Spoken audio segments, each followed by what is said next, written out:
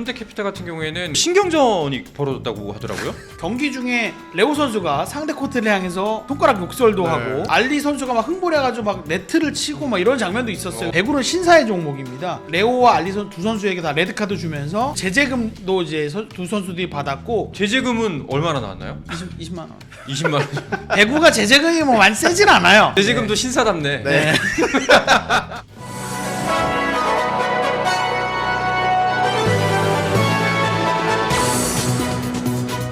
자, 스포츠앤 플러스 목요일은 배구로 채워드리고 있습니다. 오늘도 주간 배구로 여러분들을 찾아갈 예정인데요.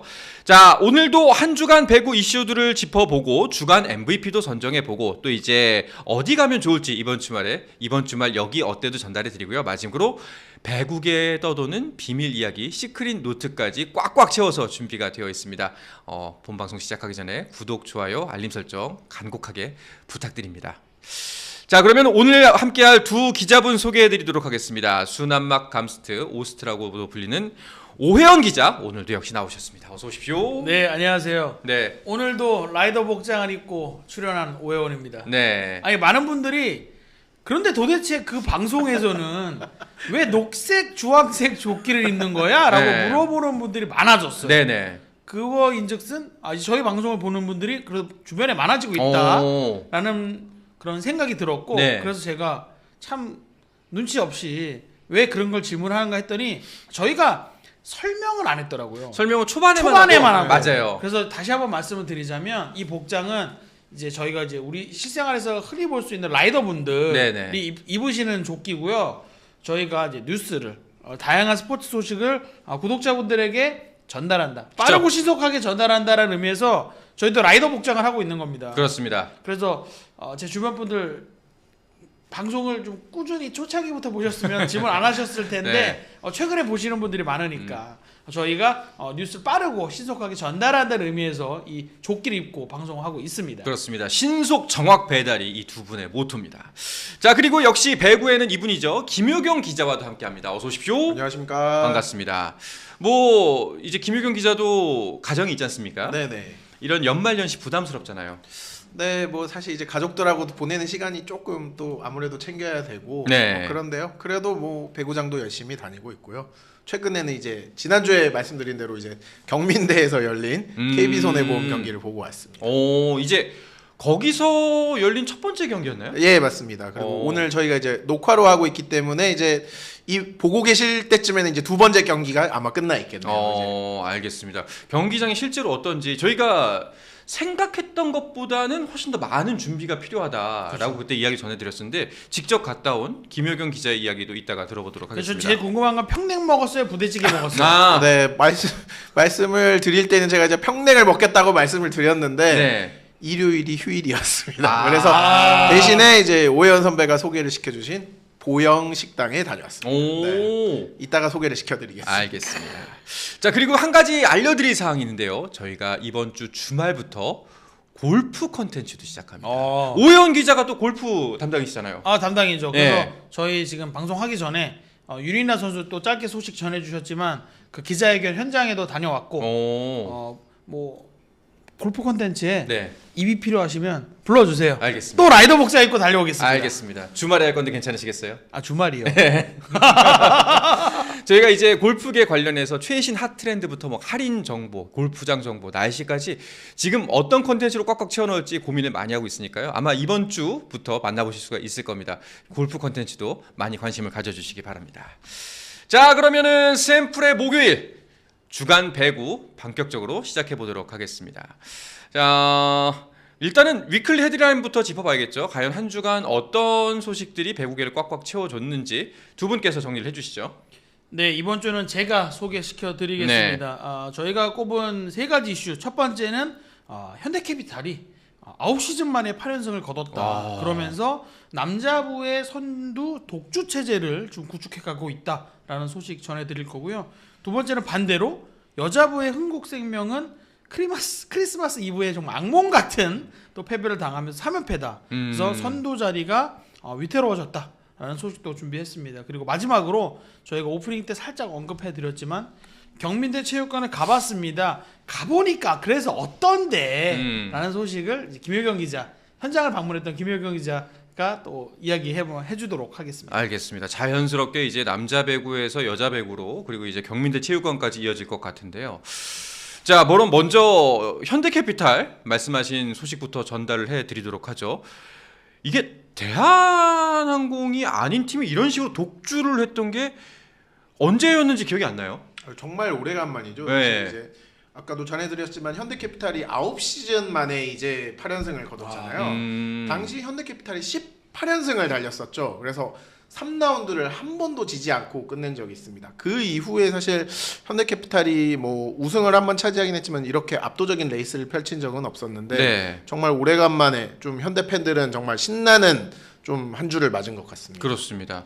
더군다나 사실상 이 8연승이 뭐 18연승이 한 적도 있고 더 많은 기록을 가진 팀들도 있어서 뭐 대단하게 안 보일 수도 있겠다라는 생각이 들기도 합니다만 이 8연승제가 대한항공을 이겼기 때문에 좀 의미가 있는 것 같아요. 그렇죠. 이게 8연승도 8연승이지만 대한항공이 이렇게 진짜 힘 한 번 못 쓰고 지는 경기가 있었나? 최근에 있었을까 싶을 정도로 이날 경기에서는 뭐 공격이면 공격, 수비면 수비 뭐 다 안 되는 모습을 보였잖아요.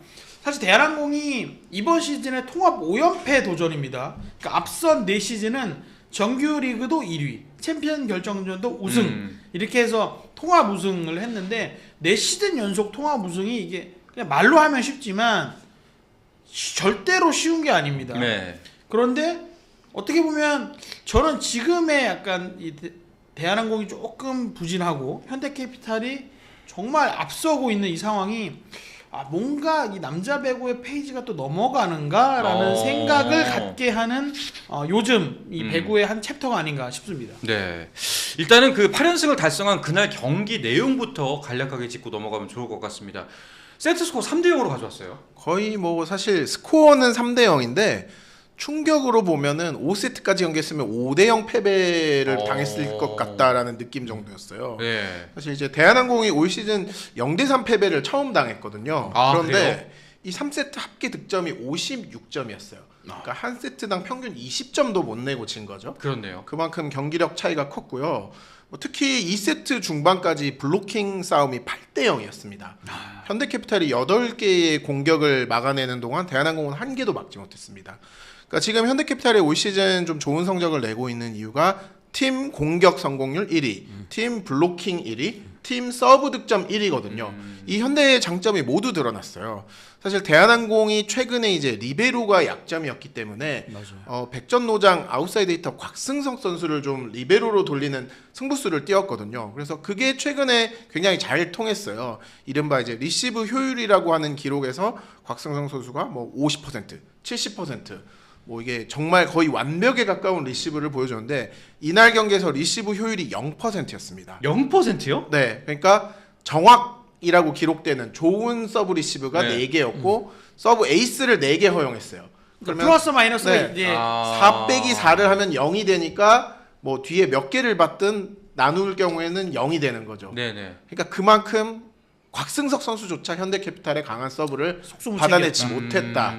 곽승석 선수가 고개를 이렇게 절레절레 젓는 장면들이 여러 차례 나왔거든요. 네. 그러니까 서브 리시브가 안 되다 보니까 상대 공격 패턴도 뻔히 읽힐 수밖에 없었고요. 그러다 보니 현대캐피탈 선수들이 가볍게 대한항공의 공격을 다 막아내는 정말 일방적인 경기였고요. 대한항공에 이제 10년째 일하고 있는 배구단 직원이 이런 패배는 처음이다라고 말을 정도했습니다. 그러니까 근 10년 내에 가장 당할 수 있을 최악의 패배. 최악의 결과를 이날 경기 하필이면 또 1, 2위 그것도 성탄절에 네.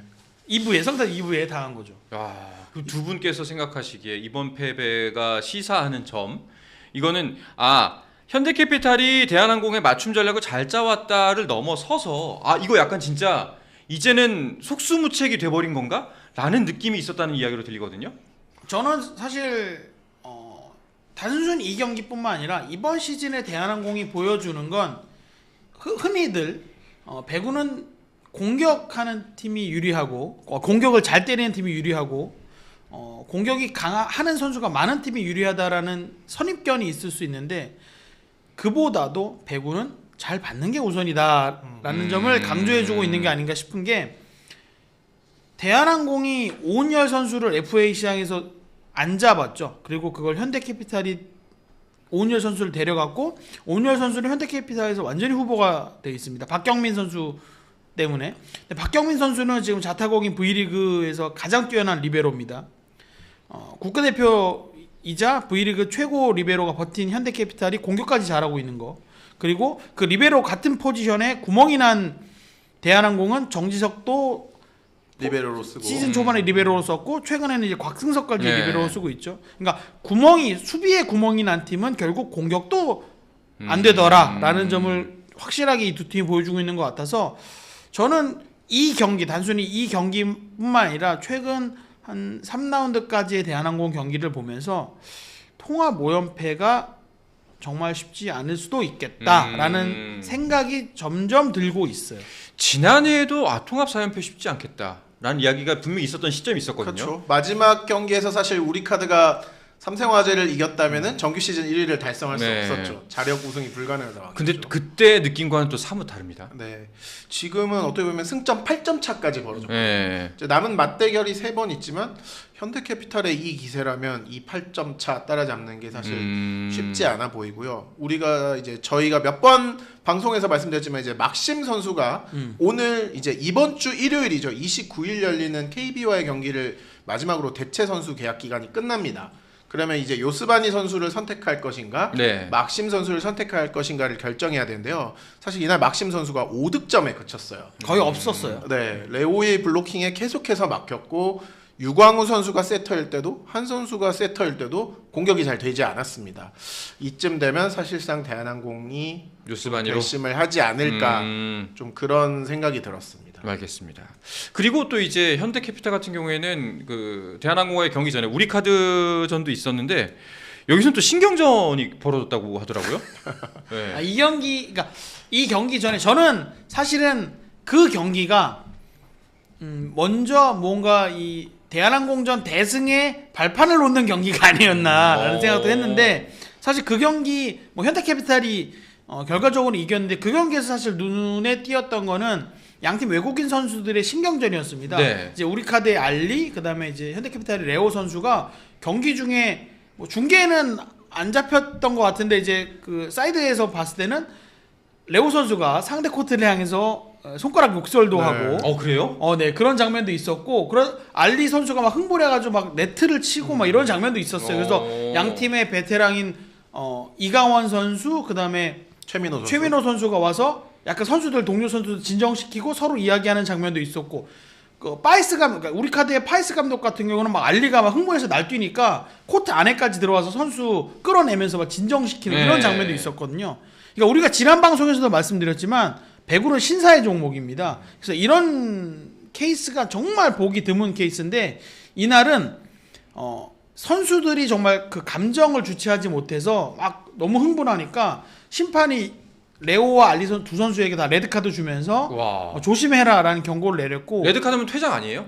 배구에서는 좀 다릅니다. 레드카드는 양팀 모두 1점씩 상대팀에게 점수를 주게 됩니다. 주는 거? 네. 본인 점수 깎는 게 네. 아니고? 그래서 이제 제재금도 이제 두 선수들이 받았고, 제재금은 얼마나 나왔나요? 20만 원. 20만 원. 배구가 제재금이 뭐 많이 세진 않아요. 네. 20만 원. 제재금도 신사답네. 네.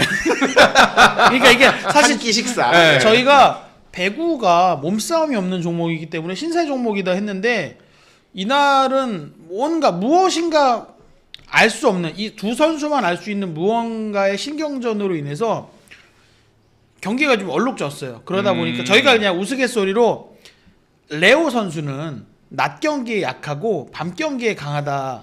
그러니까 오후 2시 경기에는 레오 선수가 좀 재기량을 발휘 못하고 오후 7시 정도에 열리는 경기는 이제 잘한다라고 이제 표현을 하는데 이 경기는 낮 경기였거든요. 네. 그래서 레오 선수의 경기력이 좀 많이 좋지 못했는데 그래서 그랬는지 알리가 굉장히 신났었어요, 초반에. 그래서 그런 게 이제 차곡차곡 누적되다 보니까 제대로 이제 알리의 그런 행동이 레오를 긁었죠. 네. 그래서 잠자는 사자의 코터를 건드리는 수준이 아니라 그냥 뽑아버리는 수준이 됐기 때문에 레오 선수가 이 경기에서 정말 미친 활약을 했고 팀 승리로 이끌었고 그 활약이 대한항공전까지 이어졌다라고 저는 보고 있습니다. 네. 이 두 선수의 사실 성향도 좀 눈여겨봐야 될 게 이 두 선수 성격이 정반대에 가까워요. 오. 이 알리 선수는 이제 이란 출신인데 좀 요즘 세대라고 해야 될까요? 좀 자기 표현이 굉장히 좀 직선적이고 MG야 활발한 MG. 스타일이에요. 이란 네. MG. 근데 이제 이란 선수들 특유의 그 좀 흥겹거나 감정을 표현을 좀 격출하는 이제 축구 자주 보신 분들은 아시겠지만 예. 그런 스타일이에요. 그래서 사실 이렇게 보면 나보다 형 같은데. 21살입니다. 네. 네. 이제 그러다 보니까 좀 사실 구단에서도 가끔 이제 이런 알리의 성격을 좀 잘 말리고 네. 좀 주변에서 좀 잘 타이르고 이제 약간 그런 편이고 이 레오 선수는 굉장히 좀 차분한 편이에요. 그러니까 이날 경기에서 보여줬던 그 흥분이 좀처럼 볼 보기 수 없는 어려워요. 네. 원래 이제 출생지로만 보면 네. 레오가 남미잖아요. 쿠바 출신이고. 예. 네. 그럼 남미가 좀 더 열정적이고. 피가 끓어야 될 예. 거예요. 근데 오히려 평소에는 굉장히 조용합니다. 어. 자기 할 일 하고 예. 뭐 이제 한국 선수들한테도 이제 자기가 선배니까 뭐 이렇게 하자 뭐이 정도입니다. 딱. 어. 약간 그 회사로 따지면 부장님과 한 대리 정도 느낌이에요. 네. 레오와 알리가. 근데 저는 사실 이날 경기에서는 알리가, 그러니까 레오가 상대적으로 자기가 알리가 강서브를 시도했는데 레오가 못 받고 막 이런 상황도 있었거든요. 그러다 보니까 저희가 배구가 상대 코트를 향해서 세리머니 하는 게 좀 불문율처럼 여겨진다라고 말씀드렸잖아요. 근데 알리가 뭐 의도를 했는지 아니었는지는 모르겠지만 완전히 상대 코트를 향한 건 아니지만 그렇죠. 각도기를 정확하게 잴 수는 없습니다. 이게 뒤를 보통 돌면서 좋아해야 되는데 돌기 전부터 네. 좋아했다. 좋아하는 모습이 레오의 눈에 나도 살짝 모르게. 들어온 그렇죠. 거죠. 네. 아, 저 레오를 내가 네. 함락시켰구나. 그러다 네. 보니까 레오가 조금 그게 불만이었고 음. 그런 것이 결국은 폭발했다.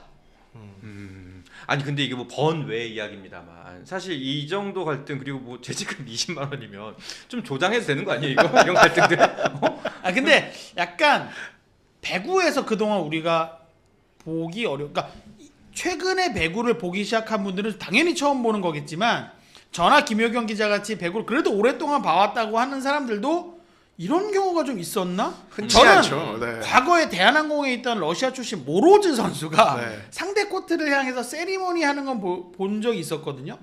근데 그런 거 보면 그러니까 이번 사건 보면서 알리 선수가 이란 모로즈다라는 생각을 했습니다. 이란 모로즈. 근데 어느 정도 신경전은 사실 프로스포츠에서는 그 약간 양념 같은 존재다. 이게 그렇죠. 본질이 돼서 안 되겠죠. 네. 그렇죠, 예, 그렇죠. 이것 때문에 뭐 갑자기 요리가 망해버리는 건 아니지만 약간의 양념 정도는 괜찮지 않나라는 생각이 들긴 하거든요. 그래서 사실은- 사실 다음 우리카드와 대한항공 대결이 음. 정말 피가 튀길 것 같아요. 그쵸. 특히 그 알리 경기는 선수가. 예. 단순히 선수들뿐만 아니고 팬들도 이제는 네. 응원, 그러니까 그쵸. 코트 밖에서 장외 응원전 더 치열하게 네. 할 수밖에 없는 경기잖아요. 알겠습니다. 자 이렇게 현대캐피탈은 파죽의 8연승 9년 만에 8연승을 가져가면서 독주 체제를 굳혀가고 있습니다. 근데 두 분 말씀을 쭉 종합해 보면은 이 독주 체제 계속 갈 것 같은데요, 거의 후반까지? 네, 사실 뭐 쉽게 깨어지진 않을 것 같아요. 일단 현대캐피탈의 현재 장점이라면 이 날개 공격진이 굉장히 화려하고 두텁습니다. 사실 일단 기본적으로 레오와 허수봉 두 선수가 이제 아웃사이드 히터면서도 뛰어난 공격력을 가지고 있고 여기에 백업이 전광인 선수란 말이에요. 어느 팀에 가도 주전일 전광인이 이 팀의 백업입니다. 그러니까 최근 전광인 선수가 이제 등신펑 선수 부상 때문에 자주 나왔는데 여전한 경기력을 보여주고 있더라고요.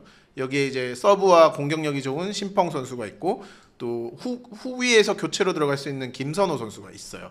그리고 세터의 경우에도 황승빈 선수가 이적을 했는데 너무 빨리 팀에 잘 녹아들었어요. 원래 있었던 것처럼. 네. 정말 이 사실 리시브가 레오 선수나 허수봉 선수는 좀 안 좋을 때가 있는데 황승빈 선수가 발이 빠르기 때문에 빠르게 쫓아가서 또 공격을 올려줍니다. 그러면 어려운 볼을 또 때릴 수 있는 허수봉 선수와 레오 선수가 해결을 할 수 있어요. 어떻게 보면은 이 조합이 굉장히 좋은 거죠. 그렇네요. 그리고 미들 블로커와 리베로도 백업이 두텁습니다. 그래서 이 블랑 감독이 주전 선수들에게만 또 의존하지 않고 굉장히 선수들을 자주 바꿔주고 있거든요. 체력 안배 측면에서도 굉장히 잘 돌아가고 있죠. 어떻게 보면은 여자부 흥국생명이 좀 주전 선수들의 체력을 좀 많이 소모하면서 어려움을 겪는 것과 달리 현대캐피탈은 체력 안배까지 잘하고 있다. 그래서 사실 좀 독주 체제를 계속 이어갈 가능성이 높다. 여러모로 이 기세가 꺾일 만한 변수가 굉장히 적은 느낌입니다. 그러니까 모 배구 관계자가 네. 약간 한탄조로 이야기한 게 있었는데 저 팀, 그러니까 현대캐피탈 얘기하는 겁니다. 저 팀은 다치지도 않아요.